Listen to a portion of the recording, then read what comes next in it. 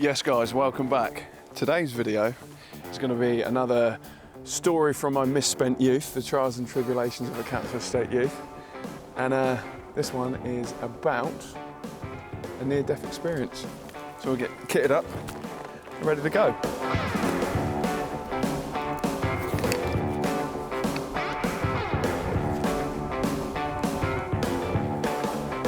Let's do this.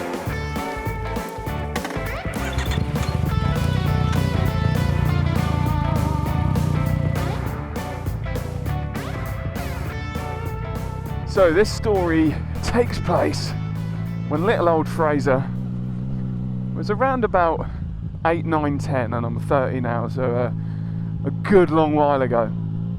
And while I'm trying to concentrate on not stacking it on this stuff,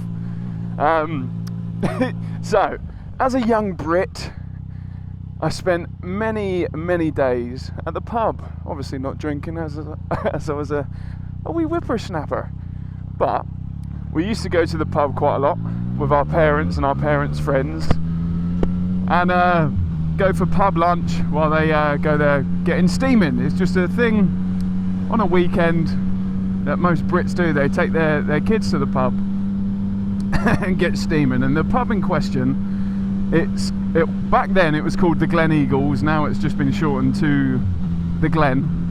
And outside it had like a big play area for kids. And it also had this sort of line of trees that we used to like climbing up and jump tree to tree, as we didn't fear anything back then. But anyway, so we're at this pub. I'm about 8, 9, 10, somewhere around there, and we're there with my mum, her boyfriend at the time, my sister, obviously me, and then we were with Josh's mum and Josh's mum's husband. And sort of family, friends, whatever you want. So we're there every weekend pretty much, and we're just enjoying the summer sun in the garden, playing around, drinking our Panda Pops and things like that, playing on the trampolines and the climbing frames, in the trees, jumping tree to tree like I said. And where the trees were, hopefully I'll remember to put like top down view from Google Maps to try and highlight the area a little bit. But we were playing around in the trees. You could climb up on the trees onto some matey's sort of like flat roof of his garage, and then you can jump from that roof onto the trees again. But we used to like playing in there. There was another bigger tree that had a little rope swing, just having a lovely time as a kid, messing around, no fear whatsoever. And then we get from one end of the tree line to, let's say, the start of the tree line to the far end of it, and there is a big 6-foot fence that leads into the car park. And the thing is, where this fence is, you can easily just walk round it like that to get to the car park, easily walk round it. But Josh had the bright idea to climb on top of the fence and then jump from the fence off to the other side into the car park area. And it looked, from my point of view, pretty fucking cool. So I was like, yeah, I'm gonna have a go at that. So I get up on the fence, and my sister has done the smart thing and just walk round, and she said, Fraze, you're gonna hurt yourself if you do this. And I was like, nah, easy. Just easy, it's not even a big drop, 6 foot. Just stand on the top of it and jump. So I'm on top, I get my balance, and I proceed to jump off. And then as I hit the floor, the easiest way for me to explain what happened is, you know in a cartoon, when a cartoon character stands on a rake and the rake flings up and hits them in the face, that's similar to what happened to me, but let's replace a rake with a sharp bit of plastic that's got a lip on it. So I've landed on the floor, and obviously to absorb the impact you duck down, you bend your legs and you sort of like bend into the drop. So I've jumped, I've landed, I didn't see the plastic as it's clear. It doesn't look like anything's there from like 6 foot up.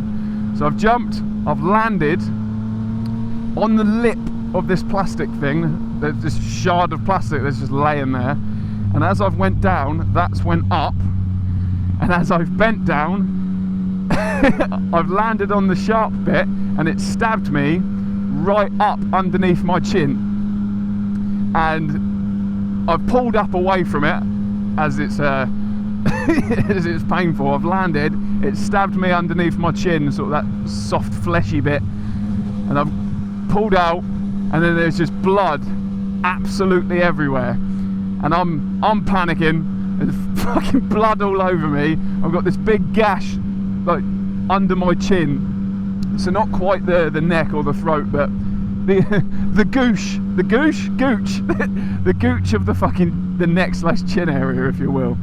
And my sister's panicked. She's ran into the pub to go get my mum, and from my sister's point of view, she said she ran in there and said, "Mum, Fraser's really hurt himself, you're going to need to come out." And she was like, "Yeah, he's always hurting himself, he'll be fine." And she's like, "No, this is serious this time, there's blood everywhere." And then my mum obviously is probably thinking, "Oh, it's nothing bad, it's probably just like a graze or whatnot." So she's just slowly walked out of the pub thinking I'm fine, because 9 times out of 10 I was. She's come out, saw me there, blood pissing absolutely everywhere. She started panicking, and then I don't know if it's going to incriminate her for drink driving. Let's just say she only had half a shandy. There we go. She only had half a shandy that day. There you go. Can't incriminate her now.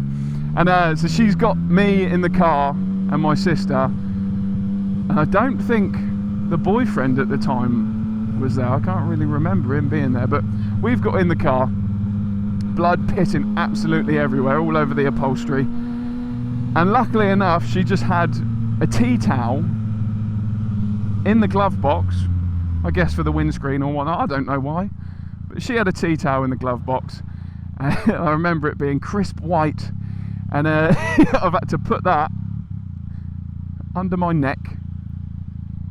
Thank you. Well, on my neck, chin area, and then proceed to rush me to A&E. Blood everywhere, blood all over me, blood all over the tea towel. You could wring it out like it was soaking wet with blood. It was bright red.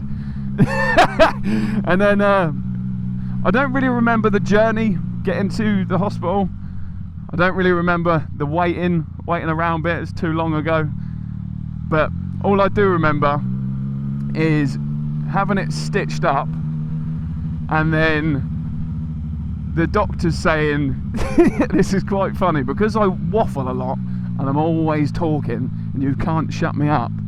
The doctor said if it would have went a millimetre further in, I wouldn't be able to talk. So these videos would be very quiet, wouldn't they? But you said, yeah, it's lucky it didn't go in my neck, otherwise I would have been dead, as it was like, what, a few inches away, or an inch and a half away from somewhere that could have been very fucking dangerous. And if it would have went a millimetre deeper, I wouldn't have been able to talk. And you guys would you guys wouldn't get headaches whenever you're around me just waffling. And I've got a lovely scar underneath there that's probably about 1.5 inches long, but luckily I've got a beard so you can't see it. It's a nice prominent scar under there. Oh, it's a wee bit close, eh?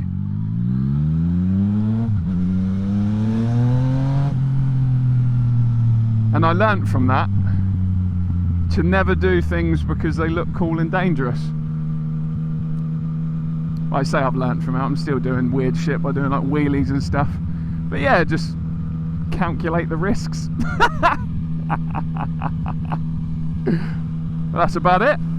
Another story from my strange youth. And I think later today I'm going around my mum's house to get her to tell her story of when she stole a bus when she was younger, so that one will be up shortly. It still counts. It's not my youth, but she grew up on the same council estate, so it was trials and tribulations of my mum's youth, if you will. It's a worthy story. It's quite funny. She can't incriminate herself on that one because she did go to court and get charged for it, but hopefully you guys look forward to that one. Thanks for watching this one. Leave a like if you enjoyed it. Drop your comments down below telling me what you think of my strange stories, and subscribe if you're new, because I post a new video every week, every Thursday at 6 PM. Come on, what is going on, horses? But yeah, with that said, I love you and leave you. Have a lovely day, and I'll see you next week. Adios amigos. If we can ever get past these lovely bums. Oh, it's a baby one! They've got absolutely no fear. Hey babies! Oh, look at the fluffy one. Lovely little bum. Oh my god, these two are kissing! Oh, get a room, guys, come on. See you next week, guys.